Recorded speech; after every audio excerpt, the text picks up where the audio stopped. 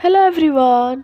आज हम इस वीडियो में डिस्कस करने वाले हैं हिस्ट्री का एक मोस्ट इम्पॉर्टेंट टॉपिक जिससे एग्जाम में क्वेश्चन बहुत सारे पूछे जाते हैं। The topic is governors, governor generals and viceroys. तो स्टार्ट करते हैं। हमारा फर्स्ट क्वेश्चन है, इसमें सभी प्रीवियस ईयर बेस्ड क्वेश्चंस हैं जो कि एग्जाम में पूछे गए हैं। तो ये बहुत ही इंपॉर्टेंट हो जाता है क्योंकि प्रीवियस ईयर क्वेश्चंस रिपीट भी होते हैं। तो स्टार्ट करते हैं। देखिए, the permanent settlement introduced by Cornwallis was not prevalent in which of the following regions of India? तो जो कॉर्नवालिस के द्वारा परमानेंट सेटलमेंट स्टार्ट की गई थी, तो इन चारों ऑप्शंस में से ऐसा कौन सा ऑप्शन है जहाँ पे ये प्रचलित नहीं थी, नॉट प्रिवेलेंट? करेक्ट आंसर हो जाएगा पंजाब। ओके, तो ऑप्शन नंबर डी आपका करेक्ट आंसर हो जाएगा। अदरवाइज अगर हम देखें, permanent settlement Bengal, Bihar and Orissa के क्षेत्रों में था। देखिए, परमानेंट सेटलमेंट को लॉन्च किया गया था लॉर्ड कॉर्नवालिस के द्वारा 1793 में। और यदि हम बात करें, जो इसके अदर नेम देखने को मिलते हैं, istimrari, jagirdari, malguzari, biswedari and zamindari systems. These technique was most common in Bengal, Bihar and Orissa, not in Punjab. Okay, later it was implemented in Madras. Who among the following had resigned from the Viceroy's Executive Council protesting Jallianwala Bagh massacre? Correct answer हो जाएगा sir Shankar Nair. तो sir Shankar Nair थे, इन्होंने viceroy की executive council इससे resign कर दिया था because of Jallianwala Bagh massacre. देखिए, जलियांवाला बाग मैस्कर 13 अप्रैल 1919 को होता है during Baisakhi festival in Amritsar, Punjab. तो वहाँ पे गैदरिंग हुई थी नॉन वायलेंट तरीके से, बट क्या होता है कि वहाँ पे गोलियाँ चलाने का आदेश दे दिया जाता है। देखिए, जो रॉलेट एक्ट आया था उसके अगेंस्ट में सैफुद्दीन किचलू और सत्यपाल, ये जो एक्टिविस्ट थे, इनको अरेस्ट कर लिया गया था। और इसी के अगेंस्ट में जलियांवाला बाग जो अमृतसर में है, वहाँ पे एक तरीके की असेंबली चल रही थी। तो वहाँ पे फिर क्या होता है, जो जनरल डायर है उसने ऑर्डर दे दिया था open fire in reaction their public gathering. After the incident जो रविंद्रनाथ टैगोर होते हैं वो अपना नाइटहुड की उपाधि को रिनाउंस कर देते हैं, वापस कर देते हैं, रिटर्न कर देते हैं। Mahatma Gandhi also give up his title of Kaiser e Hind and withdrew the satyagraha against Rowlatt Act. Next बात करते हैं, who among the following was the viceroy of British India when the Shimla conference was held in 1945? Correct answer इसका हो जाएगा Wavell. ठीक है, तो 1945 में जब शिमला कॉन्फ्रेंस हुआ था तो उस टाइम पे कौन वाइसरॉय था? तो वेवेल था। ये एसएससी देखिए हायर सेकेंडरी 2024 में पूछा गया है।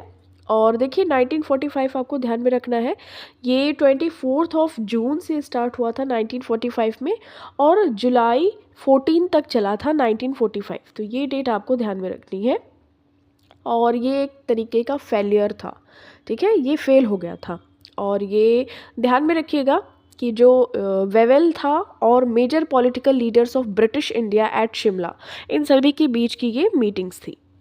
नेक्स्ट बात करते हैं, in the context of British rule in India, who among the following governor generals created a professional cadre of company servants making provisions for them for generous salaries? किस governor general ने company सेवकों के लिए एक पेशेवर cadre बनाया और उनके लिए उदार वेतन का प्रावधान किया? तो करेक्ट आंसर हो जाएगा कॉर्नवालिस। तो फादर ऑफ जमींदारी सिस्टम, अभी हमने इनको डिस्कस भी किया है।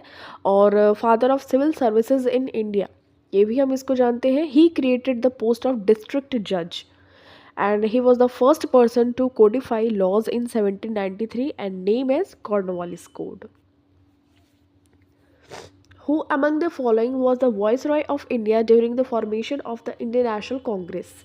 करेक्ट आंसर इसका हो जाएगा डफरिन। ठीक है, Dufferin was the viceroy of India during the formation of the Indian national Congress. तो इंडियन नेशनल कांग्रेस की स्थापना हुई थी 28 दिसंबर 1885 को 1885 में। तो उस टाइम पे डफरिन वॉज द वाइसरॉय। देखिए, डफरिन के टाइम ड्यूरेशन में establishment of Indian national Congress हुआ था। बंगाल टेनेंसी एक्ट 1885 में पास हुआ था। थर्ड बर्मीज़ वॉर हुआ था, ठीक है, Indo Burma war, annexation of Burma 1885 में। Which of the following viceroys of India addressed the Bengal famine of 1943 by ordering them the army to distribute relief supplies to the starving rural Bengalis? SSC CGL का question है। देखिए 1943 में बंगाल में famine हुआ था, उसके during में कौन से वॉइसरॉय ने आर्मीज़ को डिस्ट्रीब्यूट किया था relief supplies to the starving rural Bengalis? तो लिन लिथगो ने, जो कि 1942 के टाइम पे था, क्विट इंडिया मूवमेंट के टाइम पे भी। ओके, तो Linlithgow was the viceroy of India from 1936 to 1943 and his developments अगर बात करें तो the Government of India Act 1935 में पास हुआ था, अगस्त ऑफर 1940 में, the Quit India movement 1942, the Bengal famine 1943, India's involvement in world war two, तो ये सभी लिन लिथगो के टाइम ड्यूरेशन में हुआ था। Who was the viceroy when the Royal Commission on Civil Services was formed in 1912? Correct answer इसका हो जाएगा हर्डिंगे। ओके, तो 1912 में सिविल सेवा पर रॉयल कमीशन का गठन किस वाइसरॉय के शासनकाल में हुआ था? हर्डिंगे के शासनकाल में हुआ था। देखिए ही served as viceroy from 1910 to 1916. The Royal Commission on Civil Services was also known as the Islington Commission. Okay, the commission was chaired by Islington, तभी हम इसको इस्लिंगटन कमीशन के नाम से भी हम जानते हैं। The commission was appointed by king George V इन 1912, जब हमारे कंट्री की कैपिटल दिल्ली को डिक्लेयर किया गया था। तो ये सभी चीज़ें आपको ध्यान में रखनी है। नेक्स्ट बात करते हैं। In 1798, who became the Governor General and built a massive palace government house for himself in Calcutta? Correct answer इसका हो जाएगा Wellesley. Okay, option number B आपका करेक्ट आंसर हो जाएगा। देखिए जो वेलेस्ली था ये गवर्नर जनरल था ऑफ इंडिया फ्रॉम 1798 टू 1805, और इसके डेवलपमेंट्स अगर बात करें तो सेंसरशिप ऑफ प्रेस एक्ट 1799 में लगा। Madras presidency was formed, establishment of fort William college in 1800, subsidiary alliance, ये इसका बहुत इंपॉर्टेंट है, सहायक संधि इसको कहते हैं, सब्सिडरी अलायंस इसके ही द्वारा इंट्रोड्यूस किया गया। फोर्थ एंग्लो मैसूर वॉर हुआ था और सेकेंड एंग्लो मराठा वॉर भी इसके टाइम ड्यूरेशन में हुआ था। एंग्लो मैसूर फोर्थ और second Anglo Maratha war Wellesley के टाइम ड्यूरेशन में हुआ था। Who among the following devised the system of subsidiary alliance? ये अभी हमने डिस्कस किया था, वेलेस्ली ने। ओके, वेलेस्ली ने स्टार्ट किया था। देखिए ये एक टाइप ऑफ ट्रीटी होती थी between the British east India company and therefore for the Indian princely states. तो इंडियन प्रिंसली स्टेट्स और ब्रिटिश ईस्ट इंडिया कंपनी के बीच में एक टाइप ऑफ ट्रीटी होती थी। क्या होता था? By virtue of which the Indian kingdom lost their sovereignty to the English. जो प्रिंसली स्टेट्स होते थे वो क्या करते थे कि वो अपनी सॉवरेनिटी को लॉस्ट कर देते थे, यानी कि ये अगर प्रिंसली स्टेट्स का एरिया है तो यहाँ पे अगर वो सब्सिडरी अलायंस को फॉलो किया जाता है, यानी कि सहायक संधि को फॉलो करते थे, तो इस पे पूरे का कंट्रोल किसका हो जाता था? ब्रिटिश ईस्ट इंडिया कंपनी का। ओके, और जो वहाँ के प्रिंसली स्टेट्स के जो किंग थे वो अपनी सॉवरेनिटी को लॉस्ट कर देते थे, यानी कि वो एक तरीके से कठपुतली पपेट बन जाते थे ब्रिटिशर्स के। अगर फर्स्ट टाइम बात करें ना, तो जैसे ये जो सब्सिडरी अलायंस वाला सिस्टम था, मार्किस डुप्लेक्स थे, ये फ्रेंच गवर्नर जनरल था, इसने एक्चुअली इसको फर्स्ट टाइम पे यूज़ किया था, बट इसको ब्रॉडर परस्पेक्ट से यूज़ किया गया बाय वेलेस्ली। ठीक है। The nawab of Awadh was the primary ruler to enter into the subsidiary alliance with the British after the battle of Buxar. 1764 में बैटल ऑफ बक्सर हो जाता है, उसके बाद में नवाब ऑफ अवध इसको एक्सेप्ट कर लेता है।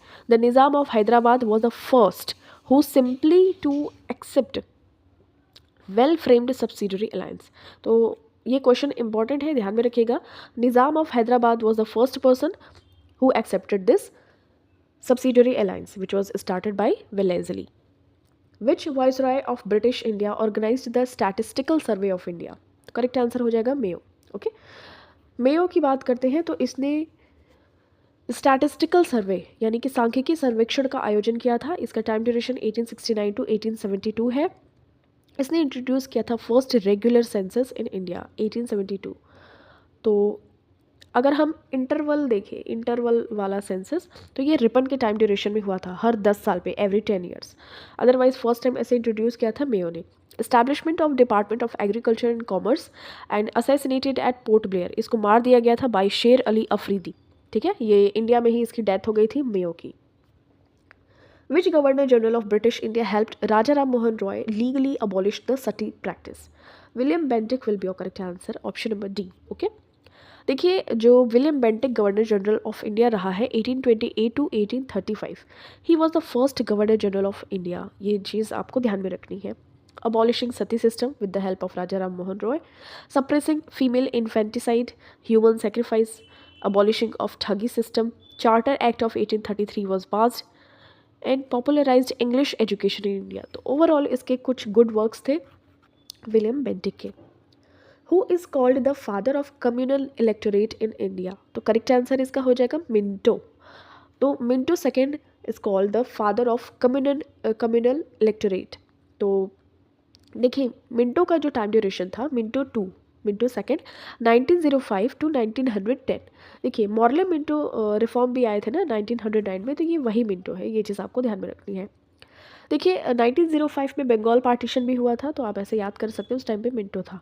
मुस्लिम League was formed 1906। Okay, Surat split भी हुआ था, तो 1907 में हुआ था। ठीक है, इसमें क्या हुआ था, जो एक्सट्रीमिस्ट और मॉडरेस्ट यानी कि नरम दल और गरम दल, ये दोनों अलग हो गए थे इंडियन नेशनल कांग्रेस में। इंडियन काउंसिल एक्ट 1909 या मॉडल मिंटो रिफॉर्म्स भी इसके टाइम ड्यूरेशन में ही पास हुआ था। Who among the following ask James Rennell to prepare the map of Hindustan? Correct answer इसका हो जाएगा क्लाइव। ठीक है, तो जो ये क्लाइव था, ये गवर्नर था ऑफ बंगाल, इसने जेम्स रेनल को कहा था to prepare the map of Hindustan. ठीक है, देखिए, तो ये सभी चीज़ें आपको ध्यान में रखनी है। Who was invited by Lord Wavell to form the interim government in India in 1946? Correct answer इसका हो जाएगा जवाहरलाल नेहरू। तो 1946 में भारत में अंतरिम सरकार बनाने के लिए वेवेल ने जवाहरलाल नेहरू को इनवाइट किया था। अब देखिए, कुछ इंपॉर्टेंट फैक्ट्स अगर बात करें, interim government, president of the executive council, viceroy and governor general of India, viscount Wavell. तो ये वेवेल ने ही इनवाइट किया था, ये फरवरी 1947 तक। फिर उसके बाद माउंट बेटन आ जाता है from February 1947। Commander in chief कौन होता है? तो क्लाउड ऑचिन क्लैक होता है। Next, vice president also in charge of external affairs and Commonwealth relations, तो ये जवाहरलाल नेहरू होते हैं। होम अफेयर्स, तो ये वल्लभ भाई पटेल, या इंफॉर्मेशन ब्रॉडकास्टिंग भी बात करें तो।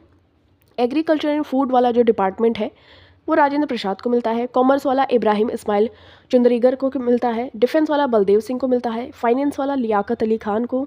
एजुकेशन एंड आर्ट्स, ये राजगोपालाचारी जी को। हेल्थ, ये गजनफर अली खान को। लेबर वाला जगजीवन राम को। लॉ वाला जोगिंदर नाथ मंडल को। Railway and communication, post and air, तो ये अब्दुल रब नश्तार को। और वर्क्स, माइंस एंड पावर, तो ये CH Bhabha.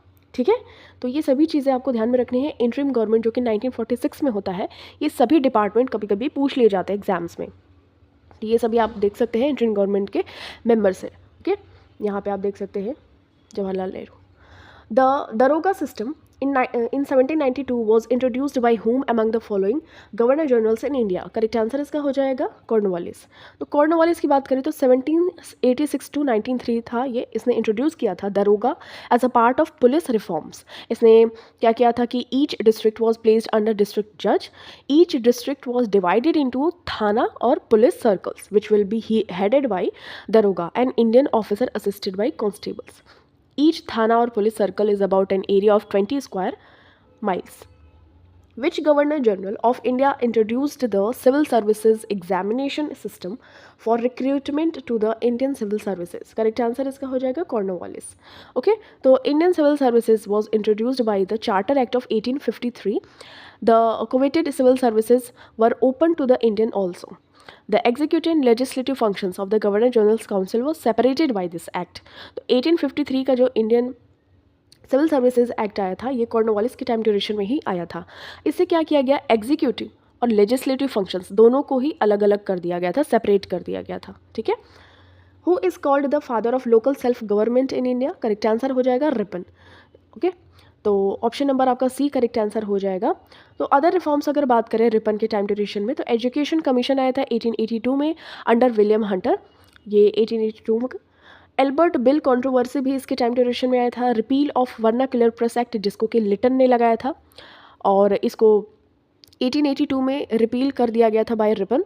The first factory act in 1881 to improve labour conditions, ये भी इसकी टाइम ड्यूरेशन में आया था। Who was the governor general of India when the charter act of 1833 was passed? Correct answer इसका हो जाएगा विलियम बेंटिक। ये हमने डिस्कस भी किया था 1833, जिसको कि हम सेंट हेलेना एक्ट के नाम से भी जानते हैं। तो ध्यान में रखिएगा, ये विलियम बेंटिक के टाइम ड्यूरेशन में ही पास किया गया था। इससे क्या हो गया था ना, ये देखिए, William Bentinck became the first governor general of India. Fourth member was added as a law member in the council of governor general, but only for the purpose of the legislation as a temporary member. तो Macaulay was the first law member, ये आपको ध्यान में रखना है। फिर act legalised the British colonisation of the country. Law commission was organised under Lord Macaulay to Codify all Indian laws. तो ये ध्यान में रखना है, Macaulay was the first law member and William Bentinck was the first governor general of India 1833 act के through. Which of the following governor generals of British India was in favor of free press and repealed the press regulations of 1823? Correct answer इसका हो जाएगा Metcalfe. ठीक है, तो Charles Metcalfe was known as the liberator of the Indian press. ये चीज़ आपको ध्यान में रखनी है। Metcalfe was a British colonial administrator who served as the governor general of India from 1835 to 1836. Who established the first telegraph line in India? Correct answer इसका हो जाएगा डलहौजी। ओके, तो he served as governor general of India from 1848 to 1856 and Dalhousie annexed the nawab of Awadh Wajid Ali Shah on February 13, 1856, accusing him of misrule. अगर पूछा जाए कि miss rule का allegation लगाते हुए किसको डलहौजी ने एनेक्स किया था, तो अवध को। ठीक है, ये चीज़ आपको ध्यान में रखना है, इन 1856 मिस रूल का एलिगेशन लगाते हुए। उसके बाद में इसने अपार्ट फ्रॉम अवध, इसके principle of doctrine of lapse के थ्रू इसने मर्ज किया था टेरिटरीज लाइक सतारा 1848 में, जैतपुर, संभलपुर 1849, उदयपुर 1852, झांसी 1853, नागपुर 1854 एंड करौली 1855। ठीक है, the first attempt towards railway construction in India was made by Dalhousie in 1853। कहाँ से? बॉम्बे टू थाने। ओके, और last expansion of British Indian territory took place during Dalhousie. During his tenure a separate public work department was created. Okay, in which year did Dalhousie introduce the railway line in British India? तो 1853, अभी हमने discuss भी किया। ठीक है, ध्यान में रखिएगा। India's first rail run on Mumbai to Thane route in 1853। It was the first passenger train to run in India. इट हैड 3 locomotives, Sahib, Sultan and Sindh, and 14 carriages. A distance of 34 km was covered by the train. Who was the Governor General of India during the first Anglo-Sikh War? Correct answer हो जाएगा हर्डिंगे। ठीक है, तो हर्डिंगे was the Governor General of India during the first Anglo-Sikh War, and the first Anglo-Sikh War took place in 1845 to 1846. The second Anglo-Sikh War took place in 1848 to 1849. Hardinge served as the governor general of India from 1844 to 48। तो इस वजह से first Anglo Sikh war इसके ही time duration में हो जाता है 1845 to 46। तो ध्यान में रखिएगा, English as the official language of India for incorporated higher in education was the resolution formulation by. Correct answer हो जाएगा Macaulay. Macaulay was the one who incorporated English as the official language of India for higher education in the resolution formulation. He was the president of the Committee of Public Instruction, which was responsible for the formulation of the resolution. The resolution was passed in 1835 and it aimed to introduce English education of India. Which of the following viceroys appointed the Hunter Commission in 1882? Correct answer इसका हो जाएगा Ripon. Okay, so Hunter Commission of 1882 was presided by William Hunter and was appointed by Ripon, the Viceroy of India. तो उस time पे Ripon ने इसको appoint किया था। तो ये चीज़ आपको ध्यान में रखनी है, 1882 में हंटर कमीशन आया हुआ था, ये एजुकेशन से रिलेटेड था हंटर कमीशन। एक और हंटर कमीशन आया था, ये जलियांवाला बाग मैस्कर में, ये 1920 में आया था, वॉज अपॉइंटेड बाय देन। तो उस टाइम पे ये Edwin Montagu was the secretary of state for India in the term of the viceroyalty of Lord Chelmsford. तो ये 1919 की बात है, चेम्सफोर्ड उस टाइम पे था। ठीक है, और 2 हंटर कमीशन आए थे, एक 1882 में आया था, एक 1920 में आया था। 1882 वाला एजुकेशन से रिलेटेड था और रिपन के टाइम ड्यूरेशन में आया था, और चेम्सफोर्ड के टाइम ड्यूरेशन में जलियांवाला बाग हत्याकांड के लिए आया था Hunter commission. The vernacular press act was enacted during the regime of which viceroy of India? तो SSC CHSL का क्वेश्चन है, करेक्ट आंसर हो जाएगा लिटिल। लिटन ने ये स्टार्ट किया था vernacular press act. The title of Rai Bahadur and Khan Bahadur began to be conferred to Indians during the ruling period of Lytton. तो ये चीज़ आपको ध्यान में रखना है. पहले राय बहादुर और खान बहादुर की उपाधियाँ दी जाती थी. First Delhi Durbar was organize during his period. The vernacular press act and the arms act were enacted into law by ये लिटन के द्वारा. He formed the strategy commission to deal with the outcome of the famines. ठीक है, ये सभी चीज़ें आपको ध्यान में रखनी है. Who among the following British Governor General abolished slavery in India? Correct answer इसका हो जाएगा एलन बर्ग. तो एलन बरो आपको ध्यान में रखना है. इसने ये ब्रिटिश गवर्नर जनरल था. इसने अबॉलिश किया भारत में गुलामी को, स्लेवरी सिस्टम को अबॉलिश किया. और एलन बरो के टाइम पे ही एनेक्स किया गया था सिंध को. ये चीज़ इंपॉर्टेंट है, ध्यान में रखिएगा. एलन बरो का टाइम ड्यूरेशन 1842 टू 1844 है. ये गवर्नर जनरल था of India when Charles Napier led military actions. और ये उसके बाद में सिंध पर ये विजय कर लेते हैं 1843 में. The military might under Charles Napier crust battle of Miani and battle of डोबो. Who among the following signed a tripartite treaty on behalf of the British government to interfere in the affairs of Afghanistan? Correct answer इसका हो जाएगा Auckland. ठीक है, तो Auckland आपको ध्यान में रखना है. ये अफ़गान और इंडियन के बीच में होता है, ब्रिटिशर्स के बीच में, अफ़गान और ब्रिटिशर्स के बीच में. तो फर्स्ट वाला जो हुआ था हम यहाँ पे बात कर लेते हैं. यही तीनों हुआ था. तो फर्स्ट वाला 1838 टू 42 ये अफ़गानिस्तान विनर था. सेकंड वाला 1878 टू 80 ये ब्रिटिशर्स विनर थे. ट्रीटी ऑफ पेशावर होती है. ट्रीटी ऑफ गंडमक भी इसमें साइन किया जाता है सेकेंड वाले में. थर्ड वाला जो होता है 1919 में ये अफ़गानिस्तान और इंडिया के जो ब्रिटिशर्स होते हैं उनके बीच में होता है. ट्रीटी ऑफ रावलपिंडी साइन किया जाता है. ठीक है, और यही है जो हमारे क्वेश्चन में मेंशन है फर्स्ट वाला. और यहाँ पे रंजीत सिंह, शाह सुजा एंड लॉर्ड ऑकलैंड इन सभी के बीच में होता है और विनर हो जाता है अफ़गानिस्तान. ठीक है, ये चीज़ आपको ध्यान में रखनी है. तो ये बी ऑप्शन आपका करेक्ट आंसर हो जाएगा. अफ़गानिस्तान के मामलों में हस्तक्षेप के लिए त्रिपक्षीय संधि पर हस्ताक्षर किए थे. तो इसमें 3 लोग कौन थे, 3 जो पर्सन थे. एक थे रंजीत सिंह, दूसरा था शाह सुजा और तीसरा था Auckland. Okay, next, which viceroy was murdered in his tenure? Correct answer हो जाएगा मेयो. हमने अभी देखा था पोर्ट ब्लेयर में इसकी डेथ हो गई थी. डेथ क्या, इसको किल कर दिया गया था. ठीक है, और ये शेर अली अफरीदी ने इसको किल किया था. अब यहाँ पे बात करते हैं मेयो के टाइम ड्यूरेशन में 1869 टू 72 इसका टेन्योर रहा था. इसने इंट्रोड्यूस किया फाइनेंशियल डिसेंट्रलाइजेशन. इसने ऑर्गेनाइज किया था स्टैटिस्टिकल सर्वे ऑफ इंडिया और इस्टेब्लिश किया था the department of agriculture and commerce and also he started the first census. Okay, who among the following has been accused of committing the judicial murder of Raja Nand Kumar? Correct answer हो जाएगा Hastings. Warren Hastings आपका correct answer हो जाएगा. The case of Raja Nand Kumar is considered judicial murder because it was a result of abuse of power and authority. The case is known as the first judicial murder of colonial India and the या फिर black case भी इसको कहते हैं. तो नंद कुमार की न्यायिक हत्या का दोषी ठहराया गया था वॉरेन हेस्टिंग्स को. और इस केस में इन्वॉल्व हुए थे बहुत सारे टाइप के allegations of bribery and corruption against Warren Hastings by Raja Nand Kumar. The case led to the impeachment of Warren Hastings. जो हम आर्टिकल नंबर 61 में पढ़ते हैं प्रेसिडेंट पर इम्पीचमेंट, तो वो वॉरेन हेस्टिंग्स पे लगाया गया था. ठीक है, और उस पर फिर Elijah Impey was the first जज by the House of Commons. तो ये सभी राजा नंद कुमार की न्यायिक हत्या का दोषी ठहराया गया था वॉरेन हेस्टिंग्स को. Who was the governor general of India at the time of partition of Bengal? Correct answer हो जाएगा कर्जन. तो ध्यान में रखिएगा कर्जन, ये पार्टीशन ऑफ बंगाल होता है इसके टाइम पे. एस्टैब्लिशमेंट ऑफ पूसा होता है, department of commerce and industry and Banaras Hindu girls school ये भी होता है इसके टाइम ड्यूरेशन में.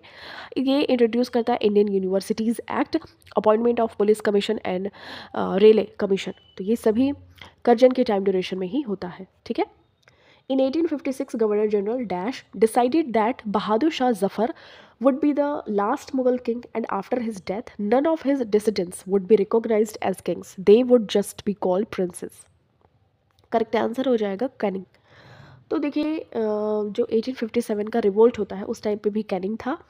During the 1857 Indian rebellion, British statesman Charles Canning served as governor general of India.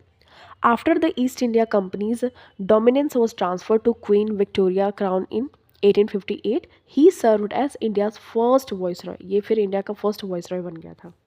और 1856 में जो गवर्नर जनरल कैनिंग है, इसने डिसाइड किया कि Bahadur Shah Zafar will be the last Mughal emperor, and after his death जो भी उनके डेसिडेंट्स हैं उनको किंग्स के रूप में नहीं माना जाएगा, would not be recognized as kings. Okay, केवल उनको प्रिंसेस कहा जाएगा, prince. whom did whom did Curzon entrust as architect for Victoria Memorial Hall? Correct answer हो जाएगा विलियम एमर्सन। तो विलियम एमर्सन को एज अ इंटरेस्ट यूज़ किया गया architect for Victoria Memorial Hall. The Victoria Memorial Hall built between 1906 to 1921 in Kolkata, West Bengal. और ये George Curzon जो है to commemorate Queen Victoria's 25 year reign in India, इसको commemorate करने के लिए विक्टोरिया मेमोरियल हॉल बनाया गया था in India. The foundation stone was led by the prince of Wales, जो कि later King George fifth in 1906, and it was open in the public in 1921। ये है, आपको ये चीज़ ध्यान में रखनी है, ठीक है। तो ये आप ध्यान में रख सकते हैं। और इसके जो आर्किटेक्ट कौन है, विलियम एमर्सन। ओके, नेक्स्ट बात करते हैं, which of the following commission was appointed by Curzon to inquire into the working of the public administration? Correct answer हो जाएगा फ्रेजर कमीशन, ठीक है। The Fraser commission was appointed by the Lord Curzon in 1902 to inquire into the workings of the public administration in British India. The commission was headed by Sir James Fraser, a retired judge of the Calcutta High Court, and had 6 other members. The commission submitted its report in 1903. तो Fraser commission was appointed by Lord Curzon in 1902 to inquire into the workings of the police administration in British India. तो ये इसका जो M है ध्यान में रखना है, ठीक है। Who among the following is associated with the policy of masterly inactivity? Correct answer हो जाएगा जॉन लॉरेंस। जॉन लॉरेंस को हम जानते हैं मास्टरली निष्क्रियता के सिद्धांत से, और इनका टाइम ड्यूरेशन 1864 टू 1869 है। High courts were established at Calcutta, Bombay and Madras in 1865। ये चीज़ आपको ध्यान में रखनी है। An important event of this time was Bhutan war. 1865 में भूटान वॉर भी हुआ था। Treaty of Sinchula was signed at the end of the war. The Punjab and Awadh Tenancy Act 1868 में इसको enact किया गया था। He is famously called the savior of Punjab for his development activities there. The railway was set up from Ambala to Delhi. ये John Lawrence के time duration में ही हुआ था, ठीक है। तो ये एसोसिएटेड है with the policy of masterly inactivity, ये John Lawrence. Who was the viceroy of British India at the time of second round table conference? Correct answer इसका हो जाएगा विलिंगटन, ठीक है। ऑप्शन नंबर डी आपका करेक्ट आंसर हो जाएगा। यहाँ पे बात करते हैं फर्स्ट राउंड टेबल कॉन्फ्रेंस, ये 1930 में हुआ था। सेकेंड राउंड टेबल कॉन्फ्रेंस ये लंदन में हुआ था फ्रॉम 7 सितंबर 1931 टू दिसंबर 1931। थर्ड वाला जो हुआ था 17 नवंबर 1932 टू 24 दिसंबर 1932। Gandhi ji and Congress attended only the second roundtable conference, and B.R. Ambedkar participated in all 3 roundtable conference with Tej Bahadur Sapru. Okay, ये सभी चीज़ें आपको ध्यान में रखनी है। नेक्स्ट बात करते हैं, who have appointed first Indian education commission and in which year? Correct answer इसका हो जाएगा रिपन इन 1882। ओके, ये चीज़ आपको ध्यान में रखनी है। First Indian education commission on February 3, 1882 under the chairmanship of sir William Hunter. तो ये चीज़ आपको ध्यान में रखनी है, रिपन इन 1882 तो appointed first Indian education commission, okay. और William Hunter was a member of the executive council of viceroy. Who addressed Gandhi ji as one man boundary force? तो करेक्ट आंसर हो जाएगा माउंट बेटन, ठीक है। तो Mountbatten hailed Gandhi ji as one-man boundary force, and Mountbatten was a British Royal Navy officer and a statesman. He was also the first Governor General of independent India. Mountbatten served as the first Governor General of Free India until June 1948. Mountbatten was the last Viceroy of India. Mountbatten was appointed Viceroy of India in March 1947. उसके बाद में सी राजगोपालाचारी जी आ जाते हैं। Governor general ये जो डलहौजी था इसने describe किया था the kingdom of dash as a cherry that will drop into our mouth one day. Correct answer हो जाएगा अवध। मिसरूल का एलिगेशन लगा के इसको डॉक्ट्रिन ऑफ लैप्स के अकॉर्डिंगली एनेक्स कर लिया गया था अवध को। तो गवर्नर जनरल ये डलहौजी था, इसने डिस्क्राइब किया था द किंगडम ऑफ अवध को, okay, as a cherry that will drop into our mouth one day. एक चेरी के रूप में वर्णित किया जो कि एक दिन हमारे मुंह में गिर जाएगी। तो ये डलहौजी का टाइम ड्यूरेशन 1848 टू 1856 था। इसने ओपन किया था first railway line from Bombay to Thane 1853। Doctrine of lapse introduce किया था। इसने पोस्टल सिस्टम भी इस्टेब्लिश किया था। वीडो रीमैरिज जो बिल है, वीडो रीमैरिज बिल भी इसके टाइम ड्यूरेशन में ही पास हुआ था। A bomb was thrown on the occasion of his state entry into Delhi. Correct answer हो जाएगा हार्डिंगे। हार्डिंगे के ही टाइम ड्यूरेशन में अटैक हुआ था। तो ये एक अटैक था, was a part of Delhi Lahore conspiracy. इसको हम हार्डिंगे बॉम्ब केस के भी नाम से जानते हैं। The conspiracy was led by Rash Behari Bose and Sachin Nath Sanyal. उसके बाद ये जो बॉम्ब थ्रो किया जाता है at the elephant carrying Lord Hardinge, the attack injured the viceroy and killed an Indian attendant.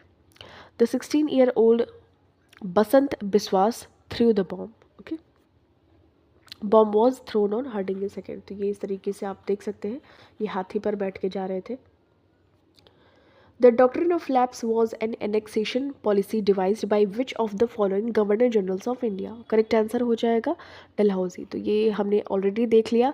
Lapse ये क्या होता था कि जिस भी किंग के पास में उनके कोई संतान नहीं होती थी, नो चाइल्ड, तो उसके बाद में क्या होता है कि डॉक्ट्रिन ऑफ लैप्स के थ्रू वो पूरा स्टेट को कवर कर लिया जाता था, एक्वायर कर लिया जाता था बाय डलहौजी। तो देखिए ये हमने ऑलरेडी डिस्कस कर लिया है।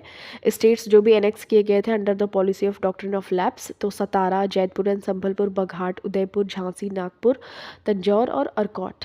और उसके बाद में अवध को भी कर लिया जाता है मिसरूल का एलिगेशन लगा के। तो यहाँ पे कुछ इंपॉर्टेंट यहाँ पे दिए गए हैं गवर्नर जनरल्स, उनके टाइम पीरियड, उनके सिग्निफिकेंट इवेंट्स। जैसे वॉरेन हेस्टिंग्स की बात करें 1773 टू 1785 और रेगुलेटिंग एक्ट आया था 1773 में। पिट्स इंडिया एक्ट आया था 1784 में। फर्स्ट मराठा वॉर आया था 1775 टू 1782। सेकेंड मैसूर वॉर आया था 1780 टू 84।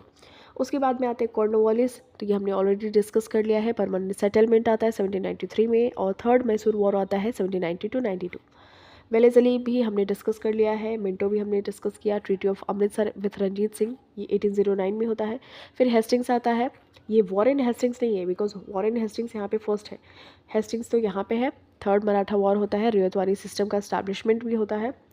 विलियम बेंटिक को हमने डिस्कस कर लिया है। मेटकॉफ आता है, फिर डलहौजी आता है, फिर कैनिंग आते हैं। ठीक है, तो ये सभी चीज़ें आपको देख लेनी है। नेक्स्ट बात करते हैं, कैनिंग आता है, उसके बाद में जॉन लॉरेंस आते हैं, मेयो आता है, लिटन आते हैं, रिपन आते हैं, Dufferin, Curzon, Minto, Hardinge second and Chelmsford. तो ये सभी चीज़ें आपको एक बार नज़र मार लेनी है एट अ ग्लांस।